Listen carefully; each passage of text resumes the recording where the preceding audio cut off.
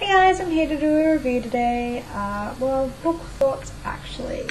I'm going to start off by reading my buzzwords because I really like doing that, and I have a few. And let's see if you can guess which book it is by the description of my buzzwords. As usual, I'll be reading from my notes because I find that I'm a bit more articulate when I'm reading my notes. So if you see me looking at the computer, I'm reading my notes so you guys can sort of, yeah. Okay, my buzzwords for this particular novel are magic, mayhem, romance, history, Southern Gothic, secrets, and psychic connections. So, did you guess which book it is? Okay, so I'm going to be doing my thoughts on Beautiful Creatures by Cami Garcia and Margaret Stoll. And yes, I finally finished this book. I sat down today and I said to myself, Blair, you are going to finish this book. And I feel so much more relaxed now. I'm giving this book a 5 stars. Now, I watched the movie, and I'm going to do my movie thoughts after this too. I might have to make another video, I'm sure. And I watched the movie halfway through, and after I watched the movie, I loved the movie, but I just could not get back into the book because I already knew what happened, so I spoiled it for myself. Never again! Never again. So, I'm going to put the book down because it's pretty heavy to hold, and I'm just going to tell you guys about my thoughts. Okay, so Beautiful Creatures is a YA book, and it's, I guess, it's something like 500 and something pages. Now, I really did enjoy this book. It is about magic, and when I first heard about it, I don't know what I heard, but I thought someone mentioned vampires, and it turned me off the book completely. And usually if I get turned off a book, especially when I own it, I don't generally tend to read it for a long time. But I was watching something somewhere, and I can't remember who, and they mentioned that Beautiful Creatures was in fact about magic. And I love the Harry Potter series. Magic is one of my favourite things, and I really wanted to get back into that kind of genre. So I found that to be the driving force behind that. And I also wanted to see the movie. I hadn't seen the trailers, and I spoiled myself with that as well. Okay, so basically I felt that the story was a strong story. I really like the history behind it. And I'm just going to kind of talk to you guys about some of the things that I liked. I really liked that the characters were well-rounded. They were fleshed out, and they were emotionally absorbing for me. So that means that I really connected with a lot of the characters. Not personally, but I really did get deep into the soul of the characters. And I really appreciated the writing style because it allowed me to actually get to know the characters a little bit better. My favourites being Marianne and Ethan. Marianne because she's a librarian, and I want to be a librarian, but I really liked her personality and the way that she helped Ethan, and the relationship between Ethan and Marianne, how that kind of connection that they had together, especially her being her mother's best friend. And I thought that each character really added depth and complexity to the richness of the story. And it made me want to know more about them. It made me want to learn about them. It made me want to follow their adventures. Even the less likable characters. And I really did care about what was happening to each of them. I cared about Macon. I cared about Larkin. I cared about Ridley even. And I think that's really strong writing for me if I care deeply about each character and the way they interact with each other. I also love the aspect of the psychic connection that Ethan and Lena had during the novel. Through their dreams, we get to share little glimpses of history that kind of brings us back to the present moment and propels the characters towards the immense changes that are about to happen. Seeing it through the eyes of the characters, like the older Ethan and Genevieve, was really provoking, and I love going back in flashbacks and novels like that and sort of seeing through different characters' eyes, seeing the history, seeing the past, and kind of sort of bringing it all back and seeing how it reflects on everybody's future and their present moment. And I really liked how they explored history repeating itself in the novel. It's fantastic to see. And I also loved how the past and the present reflected on Lena and Ethan's budding relationship through the entire novel. It really added a lot of emphasis on it, and I really enjoyed that. So, Beautiful Creatures is a very Southern Gothic novel. It has that atmospheric feel to it, and I just love to read books like that. Everything from the historical setting, like the town, the small town. I am a big fan of small towns. I just lived recently in a very small town, a touristy kind of historical town, and there is so much richness and so much to learn from these people. Not that you get to see a lot of the town, but you do get that feeling. And there's also other things to that, like the secrets and the betrayals and the, the whisperings, and there's the good and the bad, and you get to see that explored. I also love the accent. I love the underground tunnels throughout the city and the chilling roads and that lead to all this kind of trouble. And I'm not just talking about physical roads, I'm talking about, mental roads and, emotional roads. And I just felt like I could immerse myself in the setting that they had created, in the town they had created. I felt like I was there. And I am weird to admit this, but I was journaling to myself when I started this book and throughout the book, and I was saying, I'm going to Gatland and I'm going to visit Ethan Waite and stuff like that. It was just a fun exercise, and I just found that really a good exercise in writing as well, to look at the way that they wrote, and yeah, I just found it really absorbing. I also love that kind of, ancient houses and, old libraries where dusty books are, but there's also secrets hidden beneath the library as well. Hidden beneath the town, and that really intrigued me. I also really loved how Ethan had this board. I don't know if it was a board or a map. I think it was a map on his wall, and for every novel that he read, he marked where that place was. So New York.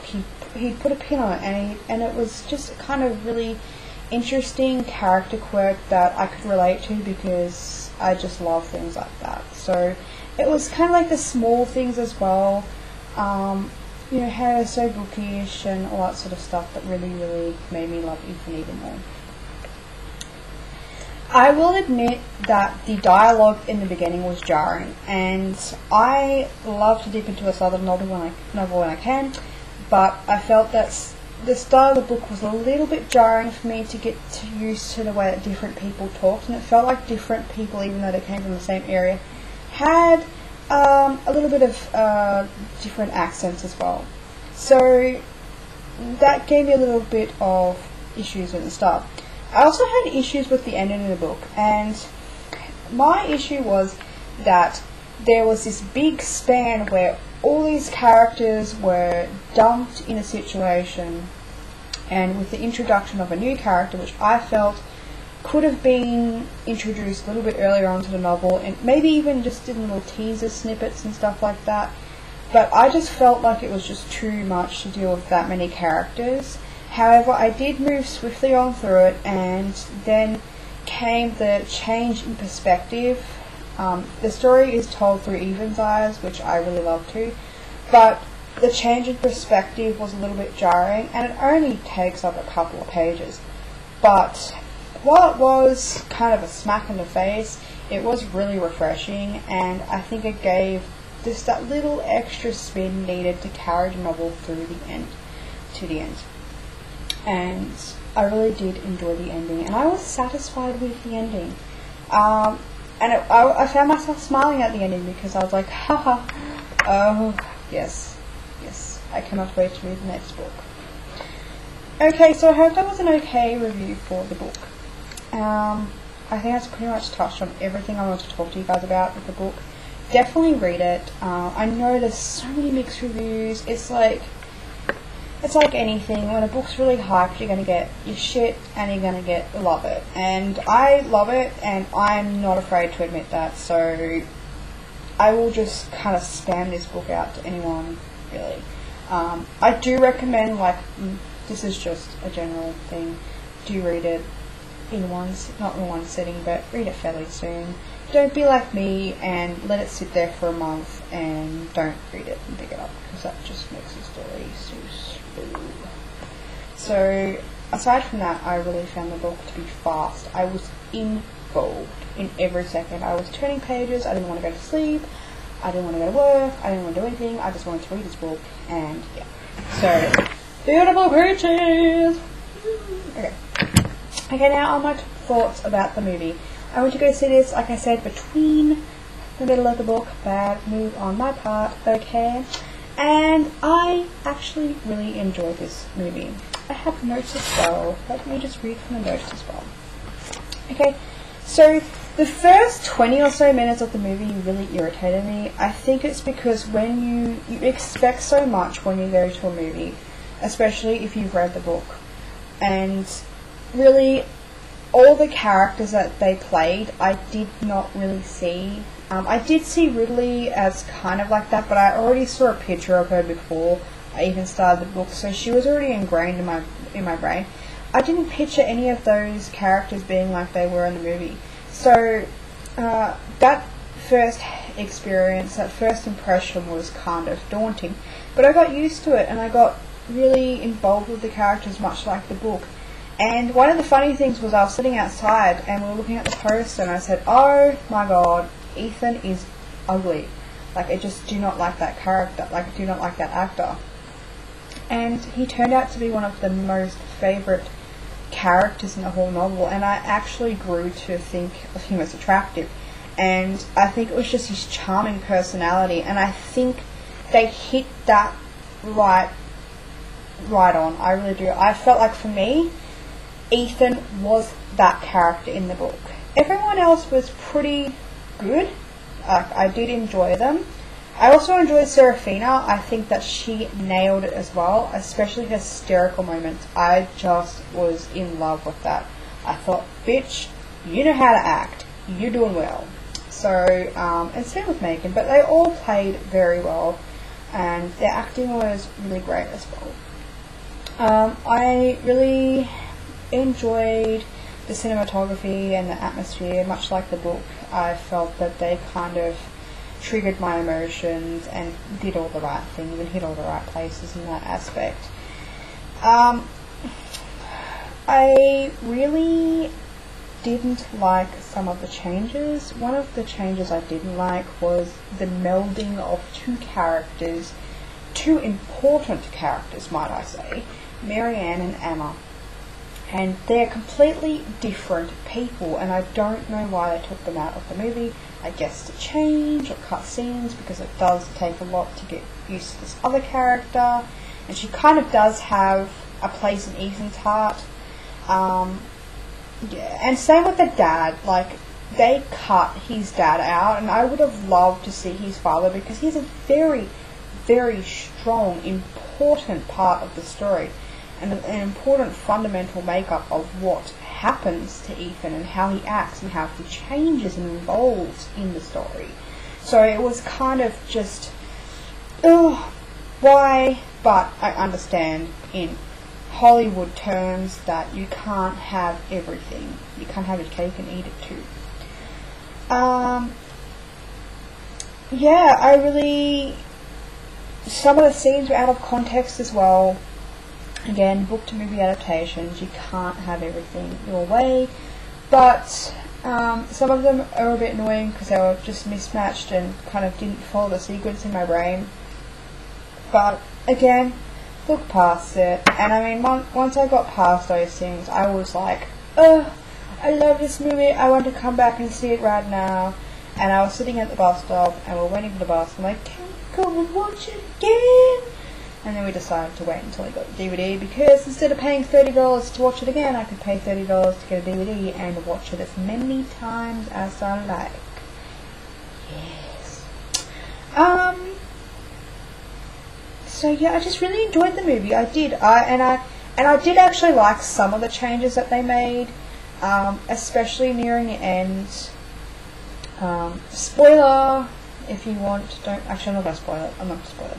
but the ending, if you watch the movie, you know what happens to Ethan and Lena, and it just kind of crumbled my heart. And then the ending scene where he's at the car, I was like, oh yeah, I'm such a romantic. Oh, I love this. I love it. So yeah, I'll probably give the movie, if I was to rate it out of 5 stars, probably a 4. It was fantastic. I did enjoy it, but I did have some issues with it. So clap. Okay, so that is my review, my book review, and my movie review of Beautiful Creatures. Cannot wait to see Beautiful Darkness if they're making it into a movie. Also, I'm going to try something different here, and I'm going to actually start the next book today, because I feel like I want to just immerse myself in the series, and I don't care how long it takes me, really. So I'm not going to promise you guys a review or anything like that, because I tend to stress myself out when I do that. So I'm just gonna play it by ear. Yeah, so this is my cover. It's so sexy and blue. What do you think, guys? It's sexy and blue. That's just so nice. But yeah, I'm so looking forward to reading this, and now my partner can read Beautiful Creatures or finish it off, because he hasn't been able to touch it since then.